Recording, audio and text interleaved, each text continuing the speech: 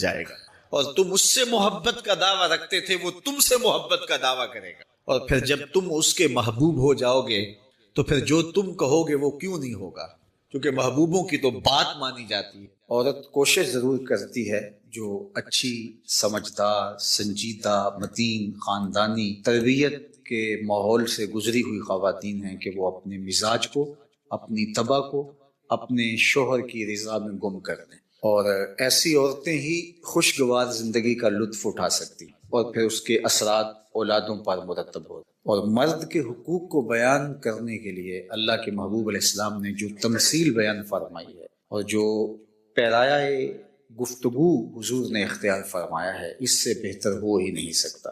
ہوا اس طرح کہ صحابہ حضور کی خدمت میں حاضر ہوئے اور کہا کہ ہمارا اونٹ دیوانہ ہو گیا ہے۔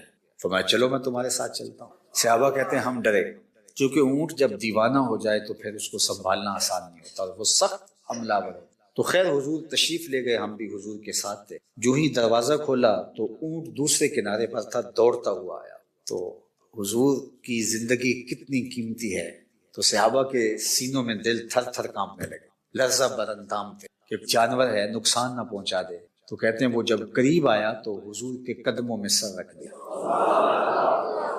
اللہ اکبر، اور سجدہ ریز ہو گئے۔ تو جب اونٹ نے حضور کے قدموں میں سجدہ ریزیاں کی تو صحابہ جو پہلے ڈر رہے تھے، اب ان کی کیفیت عقیدت اور بڑھ گئی کہ جانور ہو کے حضور سے اتنا پیار کرتا ہے، ہم تو سینے میں دل رکھتے ہیں۔ تو انہوں نے ایک جملہ کہا، نحن احق ان نسجد للنبی، حضور ہمارا جی بھی چاہتا ہے کہ ہم بھی آپ کو سجدہ کریں۔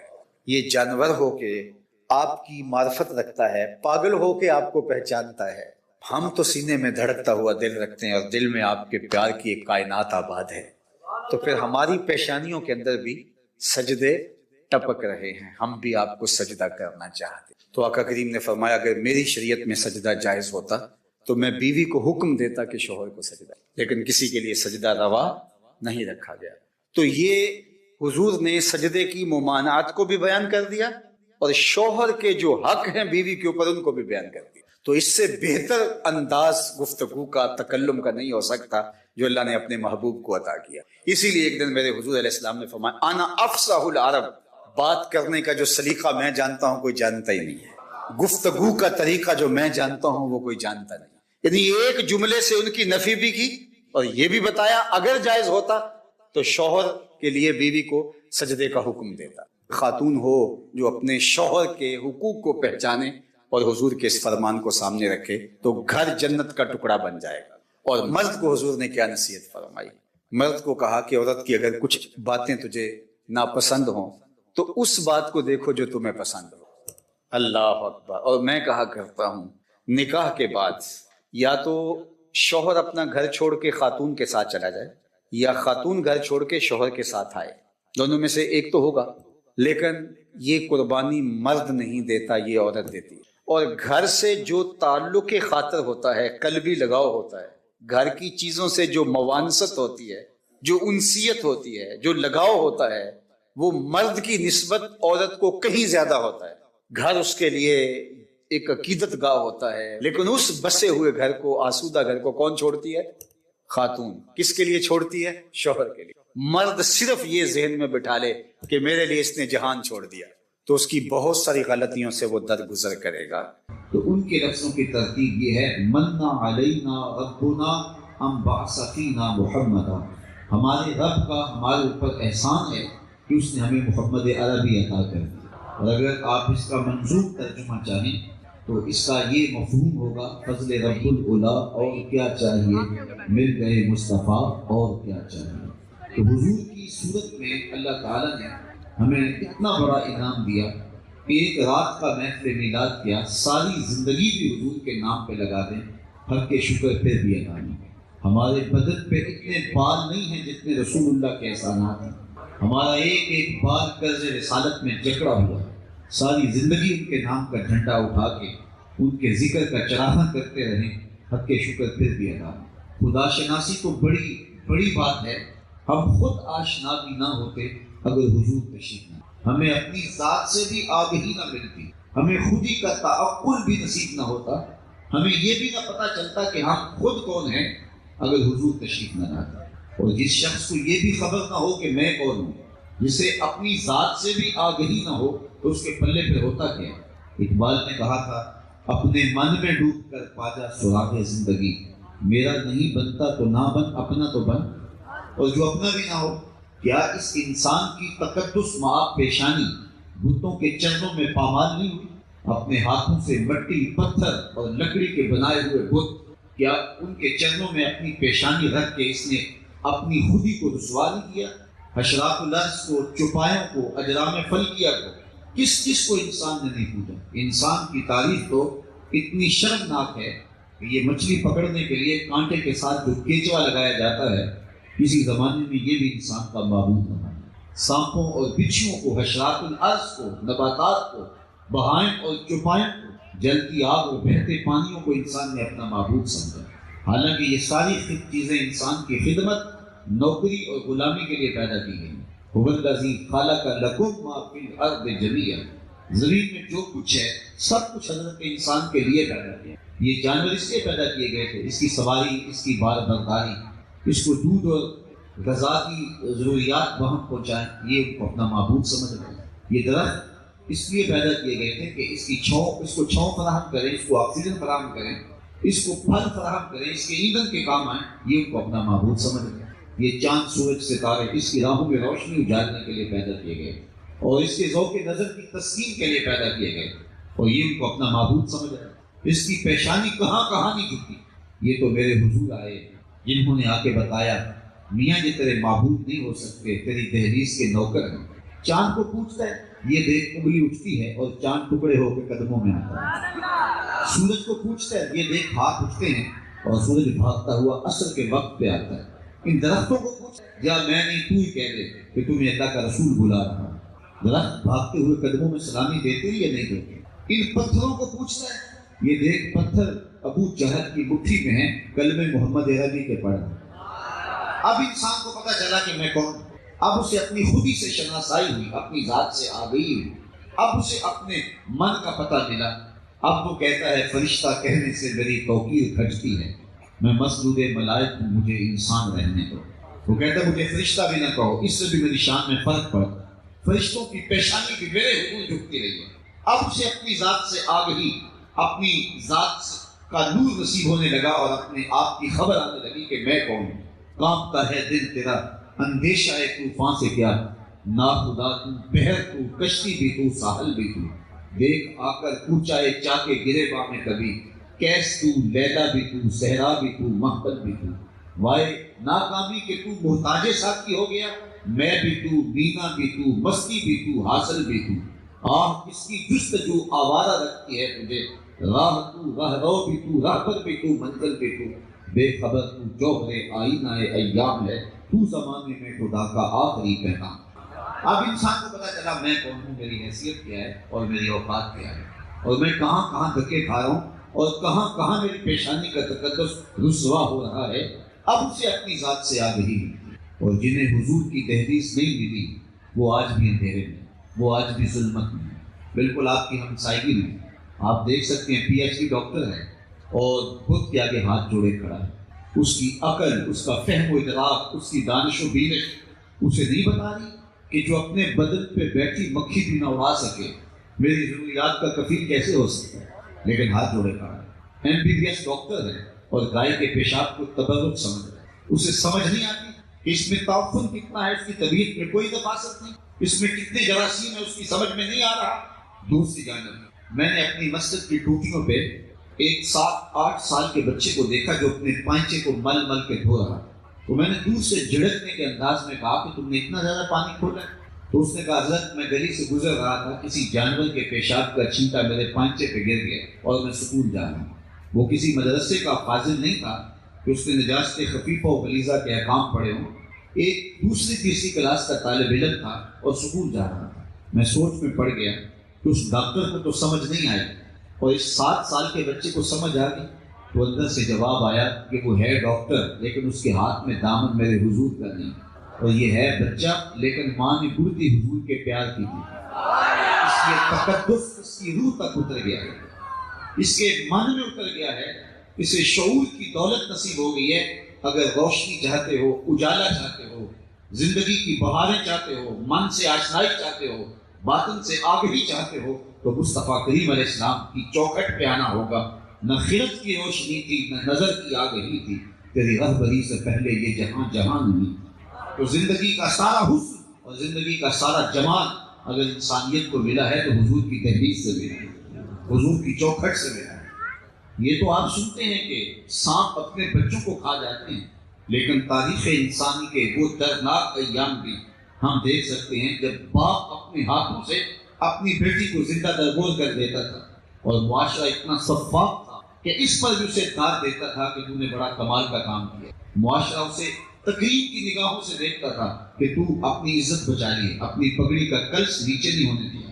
بیٹی کو زندہ درگور کر کے معاشرے میں داد وصول کی جاتی تھی، یہ تھی انسانیت کی تذلیل، اور یہ اتنا بڑا جرم ہے۔ اللہ قرآن مجید میں ارشاد فرماتا ہے وَإِذَا الْمَوْءُودَةُ سُئِلَتْ بِأَيِّ ذَنبٍ قُتِلَتْ، قیامت کے دن قبروں میں گڑی ہوئی بچیاں اٹھائی جائیں گی، ان کے ظالم باپ کٹہرے میں ہوں گے۔ یہ بات ذہن میں رکھیں، قیامت کے دن سب سے پہلا سوال نماز کا ہوگا، اور سب سے پہلا فیصلہ قتل کا ہوگا، اور قتل میں بھی ان بچیوں کا مقدمہ پیش ہوگا جو زندہ درگور کی گئی ہوں، ظالم باپ کٹہرے میں ہوں۔ اللہ ان بچیوں سے پوچھے گا تمہیں کیوں قتل کیا گیا؟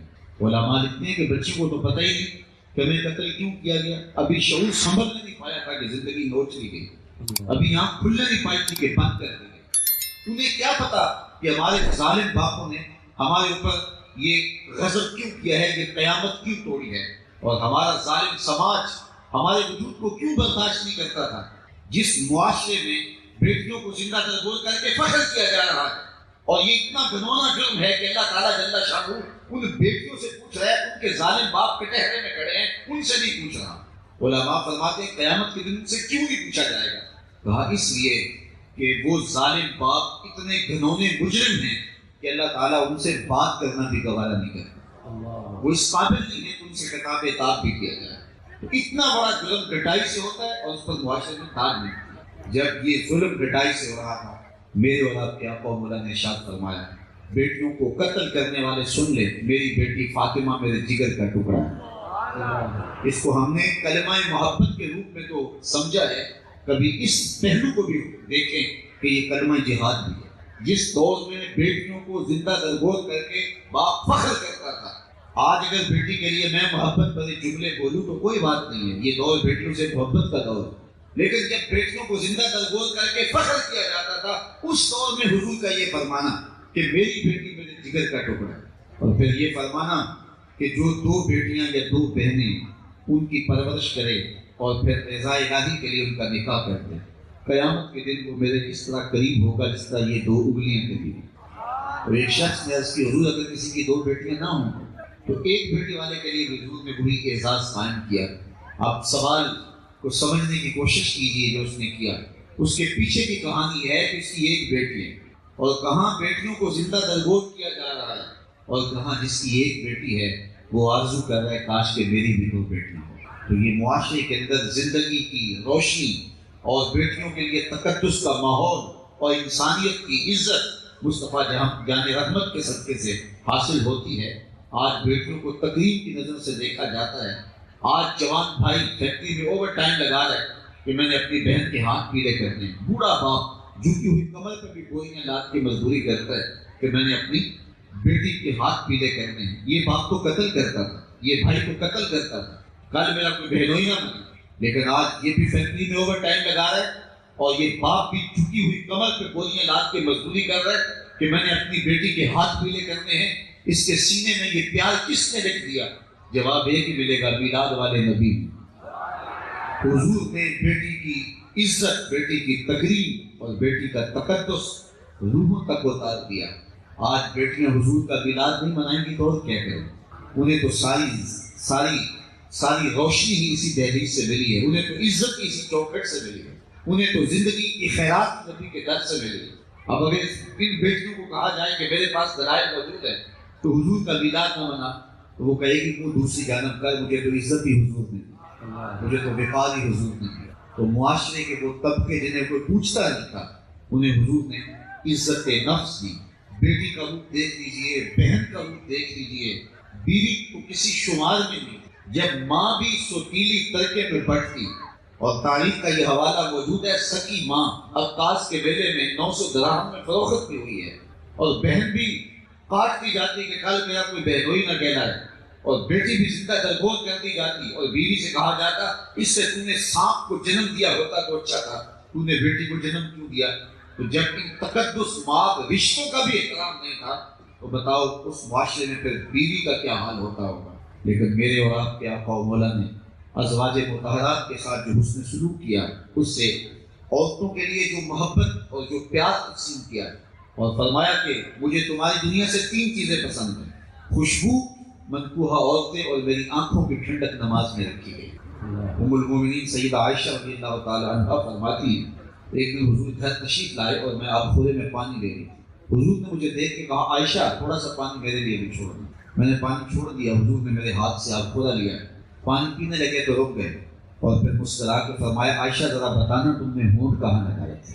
مجھے بتاؤ اگر شوہر کا رویہ بیوی کے ساتھ یہ ہوگا تو گھر جنت کا ٹکڑا بنے گا یا کہ نہیں بنے گا؟ حضرت خدیجہ کبریٰ رضی اللہ تعالی عنہا کا آخری وقت آتا ہے تو وہ اپنی بیٹی سیدہ فاطمہ رضی اللہ تعالی عنہا سے کہتی جاؤ حضور سے چادر رحمت مانگ لاؤ. وہ عرض خدمت ہوئی. پوچھا بیٹا ماں سے پوچھو نا چادر کرنے کیا ہے. تو حضرت فاطمہ رضی اللہ تعالی عنہا پوچھنے آئیں تو حضور بھی پیچھے آ گئے. حضرت سیدہ خدیجہ رضی اللہ تعالی عنہا نے عرض کی یا رسول اللہ میرا بدن بخار سے تپ رہا ہے اور مجھے لگتا ہے میرا یہ بخار جان لیوا ثابت ہوگا. میں نے چادر اس لیے مانگی ہے کہ اس چادر سے مجھے کفن دیا جائے. اندھیرے میں بیٹھ کے عقیدے نہ کھڑا کرو، عقیدے وہی رکھا کرو جو نبی کے گھر والوں کے. حضرت خدیجہ کبریٰ کا عقیدہ یہ ہے حضور کے بدن سے چھوئی ہوئی چادر کفن سے مل جائے تو بخشش کی ضمانت ہے. تو حضرت خدیجہ نے عرض کی حضور میں نے چادر اس لیے مانگی ہے کہ اس سے مجھے کفن دیا جائے. چشمان رحمت میں آنسو بھر آئے اور حضور نے فرمایا خدیجہ تو نے چادر مانگی ہے، لو اردت جلدی لا آتیتک، اگر تو میری جلد بھی مانگتی وہ بھی اتار کے دے دے. کوئی لاؤ تو صحیح ایسی مثال، کوئی ایسی تمثیل زمانے میں لاؤ تو صحیح. مصطفیٰ کریم علیہ السلام کی زندگی حضور کے شب و روز ان پسے ہوئے طبقوں کو اٹھاتے ہوئے اور ان محروم لوگوں کو جن کا کوئی پرسان حال نہیں تھا ان کو عزت دیتے ہوئے گزری. ایک غیر مسلم نے کسی زمانے میں اسلام قبول کیا تو اسے پوچھا گیا کہ اسلام کی کس قدر نے تجھے متاثر کیا؟ تو وہ بولا سیرت کا صرف ایک واقعہ میری ہدایت کا سبب بنا. کیا ماجرا ہوا؟ کہا مجلس رسول لگی تھی، ہجوم عاشقاں تھا. ایک شخص نے عرض کی حضور میرا بیٹا کئی دنوں سے گم ہے، مل نہیں رہا، آپ دعا کر دیجیے میرا بیٹا مل جائے. قبر اس سے کہ حضور کے ہاتھ اٹھتے اور در اجابت کشادہ ہو جاتا. مجلس میں موجود ایک شخص نے عرض کی حضور میں ابھی فلاں باغ کے قریب سے گزر کے آیا ہوں، میں نے بچوں کے ساتھ اس کے بیٹے کو کھیلتے ہوئے دیکھا ہے. باپ نے سنا تو دوڑ لگا دی. حضور علیہ السلام نے فرمایا بلاؤ اسے. بلایا نہیں. کہا بہت جلدی ہے. جی حضور آپ جانتے ہیں ایک باپ کے جذبات کیا ہوتے ہیں. میری آرزو ہے کہ بہت جلد بیٹے کو ملوں اور اپنی آنکھوں کو ٹھنڈا کروں. ممتا کی ماری ہوئی ماں کئی دنوں سے تڑپ رہی ہے، اس نے نہ کچھ کھایا ہے نہ کچھ پیا ہے. میری آرزو یہ ہے کہ بہت جلد بیٹے کو ماں کی گود تک پہنچا دوں. تو میں ضرور جاؤ، تمہیں روکتا نہیں، روکنے کے لیے بلایا بھی نہیں. تمہارے جذبات سے اچھی طرح آگاہ ہو، لیکن تمہیں بلایا ہے تو اس کا بھی کوئی مقصد تھا. جی حضور ارشاد فرمایا کہ جب باغ کنارے جاؤ اور بچوں کے ساتھ اپنے بیٹے کو کھیلتا ہوا دیکھو تو اس کو بیٹا بیٹا کہہ کے آوازیں نہ دینے لگ جانا. اس کا جو نام رکھا ہے اس نام سے پکارنا.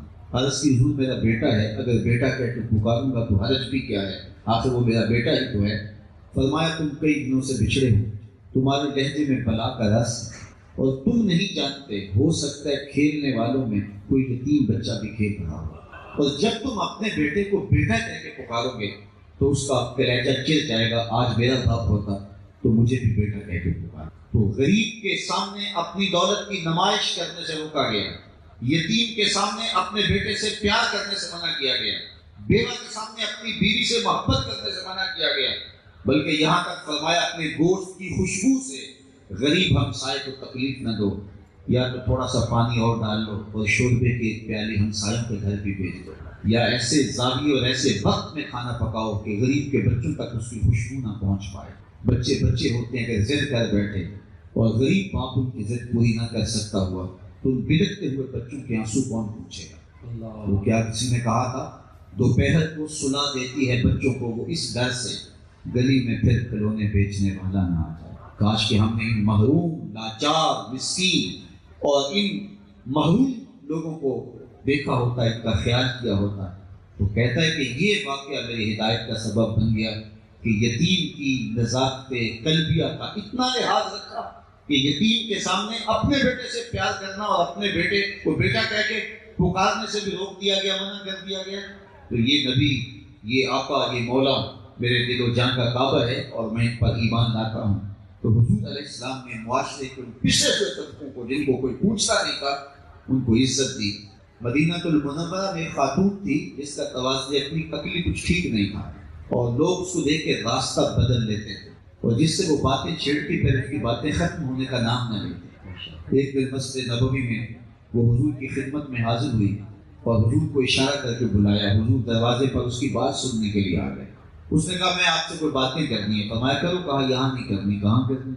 اس نے کہا جی آپ مسجد سے باہر کھلی اور کشادہ جگہ ہے، آپ وہاں تشریف لائے، میں وہاں آپ سے کچھ باتیں کرنا چاہ رہی ہوں۔ حضور تشریف لے گئے اور اس نے اپنی باتیں شروع کر دی۔ مردوں کی نسبت عورتوں کی باتوں میں طوالت ہوتی ہے اور پھر اس کا توازن کے لیے بھی ٹھیک نہیں تھا۔ پھر سننے کے لیے حضور مل جائیں تو پھر باتیں کس کی مختصر ہوں گی؟ وہ کیا کسی نے کہا اسی شوق میں کی ہیں تجھ سے ہزار باتیں کہ تیرا حسن تیرے حسن بیاں تک دیکھیں۔ تو اس نے حضور کو دیر تک وہاں کھڑا کیا رکھا۔ صحابہ کو غصہ تو بڑا آ رہا تھا لیکن عرض کچھ نہیں کر سکتے کہ حضور خود ہی توجہ سے سن رہے تھے۔ جب خود ہی وہ واپس جانے لگی تو صحابہ نے عرض کیا حضور عرب کی چل چلاتی دھوپ، آپ کا نازک بدن، کار نبوت کی اہم ذمہ داریاں اور اس عورت کا توازن کے لیے بھی ٹھیک نہیں۔ لوگ اس کو دیکھ کے راستہ بھی بدل دیتے ہیں اور اس کی کوئی بات سننے کے لیے آمادہ نہیں ہے۔ تو آپ اتنا وقت اسے دیا، ایسی ویسی عورتوں کی باتیں کیوں سنتے ہیں؟ تو حضور نے ارشاد فرمایا پورے مدینے میں اس بیچاری کی کوئی نہیں سنتا، میں بھی نہ سنوں کہ تو ہوتے ہیں میری آساں دا سہارا، دس کنوں کرن تے تینوں نہ کرن یا۔ تو زندگی کا سارا حسن، زندگی کا سارا جمال جو آج ہمیں نظر آ رہا ہے یہ آمنہ کے لال کے قدموں کی عطا ہے۔ غلام آقا کا جوتا دھوپ سے اٹھا کے چھاؤں میں رکھ دیتا تو آقا اس پہ بھی ناراض ہوتا، اس کو کوڑے مارتا کہ تو نے میرا جوتا چھونے سے قبل مجھ سے اجازت کیوں نہیں مانگی۔ وہ لاکھ کہے کہ جناب جوتا دھوپ میں خراب ہو رہا تھا اور میں نے اس کو چھاؤں میں اس لیے رکھا ہے کہ خراب ہونے سے بچ جائے۔ تو وہ کہتا تیری خوئے غلامی بدل گئی ہے، تو اپنی اوقات بھول گیا ہے، تیرے پاس یہ فہم کہاں کہ تو اتنی سمجھ رکھتا ہو، یہ تیری خوئے غلامی بدل گئی۔ غلامی کیا ہے؟ ذوق حسن و زیبائی سے محرومی، جسے زیبا کہیں آزاد بندے ہے وہی زیبا۔ بھروسہ کر نہیں سکتے غلاموں کی بصیرت پر کہ دنیا میں فقط مردان ہوئے کی آنکھ ہے بینا۔ غلام کی یہ حیثیت نہیں تھی کہ آقا کا جوتا بھی دھوپ سے اٹھا کے چھاؤں میں رکھے۔ جب غلام ذلت اور پستی کے اس مقام پہ تھا تو میرے حضور معراج پہ گئے، واپس پلٹے اور فرمایا بلال تو کون سا نیک عمل کرتا ہے؟ میں نے جنت میں تیرے قدموں کی آہٹ کو سنا۔ پہنچ گیا ہوگا جو غلام آقا کا جوتا چھونے کے قابل نہیں سمجھا جاتا، اس کو دو جہاں کا سردار کہہ رہا ہے کہ میں نے تیرے قدموں کی آہٹ کو سنا ہے۔ اور فتح مکہ والے دن جو اسلام کی عزت اور وقار کا دن تھا، حضور کے ساتھ جو لطیف تھا، جو بچہ حضور کے ساتھ سواری پہ بیٹھا تھا، وہ کسی قریشی سردار کا بیٹا نہیں تھا، وہ کسی انصاری سردار کا بیٹا نہیں تھا، وہ حضور کا نواسہ بھی نہیں تھا۔ تاریخ پڑھے، وہ حضور کے منہ بولے بیٹے اور آزاد کردہ غلام حضرت زید بن حارثہ رضی اللہ تعالیٰ عنہ کا بیٹا اسامہ بن زید تھا کہ غلام کے بیٹے کو اس دن اپنے ساتھ بٹھا کے دنیا کو بتایا محمد عربی غلاموں کو عزت دینے آیا، اور ایک غلام کو یہاں اپنے ساتھ بٹھایا اور دوسرے غلام بلال حبشی کو کعبے کی چھت پہ چڑھایا اور کہا تم یہی کھڑے ہو کے اذان دو، سارے کرشی نیچے ہیں، حبشی اوپر۔ تو حضور نے انسانیت کے پاؤں پہ کھڑا کیا۔ آپ یہ علماء سے سنتے ہیں کہ جب حضور تشریف لائے تو ابو لہب کی لونڈی نے جا کے بتایا کہ تیرے مرحوم بھائی کے گھر بیٹا پیدا ہوا ہے، تو اس نے اس کو اشارہ کر کے کہا کہ جا تو آزاد ہے۔ تو پھر اس کو فائدہ بھی ہوا۔ یہ سب کچھ درست ہے لیکن اس پہلو کو کبھی نہ بھولیے کہ حضور نے سہرے کائنات میں قدم رکھا، غلامی کی زنجیریں ٹوٹنے لگی اور غلام آزاد ہونے لگے۔ پھر اتنے طریقے دیے، قسم توڑ بیٹھو غلام آزاد کرو، کفارہ اتحاد میں غلام آزاد کرو، اسی طرح مختلف روزہ توڑ بیٹھو غلام آزاد کرو۔ غلام کی آزادی کے اتنے طریقے دیے کہ عملی طور پہ پھر دنیا سے غلامی کام توڑ گئی، انسانیت کو وقار عزت، تکریم، شان و شوکت میرے حضور نے دی ہے۔ آفتاب زندگی کی ایک شعاع اولی، نور سے تیرے فلک روشن، درخشاں ہے زمین، تیری ہستی روشنی کا ایک حسین مینار ہے، ہر کرن جس کی نشان منزل دنیا ہوتی، تیری نظروں نے تراشے ظلمتوں سے آفتاب، پاؤں تیرے چوم کر ذرے بنے ماہے ہوگی، اے غریبوں کے سہارے، اے یتیموں کی مراد، محسن انسانیت کچھ سا کوئی بھی۔ آقا کریم کے دم سے ہی بزم عالم میں چراغاں ہے، روشنی ہے۔ آج میں اور آپ اس آقا، اس مولا کے حضور اپنی عقیدتوں، اپنی محبتوں کا خراج پیش کرنے آئے ہیں۔ اس محفل نور میں یہ عہد کر کے جائیں کہ ساری زندگی حضور کے نام لگا دیں۔ ہم جئیں گے تو حضور کے لیے، مریں گے تو حضور کے لیے۔ زندگی کی ایک ایک سانس رسول اللہ کے لیے وقف رہے گی۔ جنہوں نے اپنی زندگی کا ایک ایک گوشہ اس امت کے لیے گزارا اور ایک ایک سانس امت کے لیے اللہ کے حضور دعائیں مانگتے ہوئے بسر کیا، غار سجدہ کے نوکیلے پتھروں پر پیشانیاں رکھ کے اس امت کے لیے روتے رہے۔ آج اس امت کو اپنے آقا و مولا کے دین کا جھنڈا لے کے پوری دنیا کے اوپر جو ہے وہ میدان عمل میں موجود ہونا چاہیے اور آقا کے دین کے غلبے کے لیے کوشاں ہونا چاہیے۔ اقبال کے سارے فلسفے کا رس چھوڑو تو جوس یہ نکلتا ہے کہ محمد سے وفا تم نے تو ہم تیرے ہیں، یہ جہاں چیز ہے کیا لوح و قلم تیرے ہیں۔ اقبال کہتے ہیں حضور سے وفا کر دو، پھر قلم بھی تمہیں دے دیں گے، تختی بھی تمہیں دے دیں گے، تمہاری تقدیر کا فیصلہ کہیں اور نہیں ہوگا بلکہ خدا بندے سے خود پوچھے گا بتا تیری رضا کیا ہے۔ وآخر دعوانا ان الحمدللہ۔ سبحان اللہ، سبحان اللہ۔ حاضرین و ناظرین، ابھی آپ کے ساتھ اس وقت وطن عزیز پاکستان جس بحران میں مبتلا ہے، اللہ تعالیٰ جل شانہ پاکستان کو اس سیاسی بحران سے نکال کر کے کامیابی، کامرانی، عزت اور نظام مصطفیٰ کی منزل کی طرف رواں دواں فرمائے۔ اللہ ہمیں ایسے صالح اور پاکیزہ وجود نصیب فرمائے جو اس ملک کی باغ ڈور سنبھالیں اور اس وطن کو نظام رسول صلی اللہ علیہ وآلہ وسلم کی بہاروں سے مالا مال کریں۔ اللہ میرے وطن کی خیر کرے، میرے ملک کو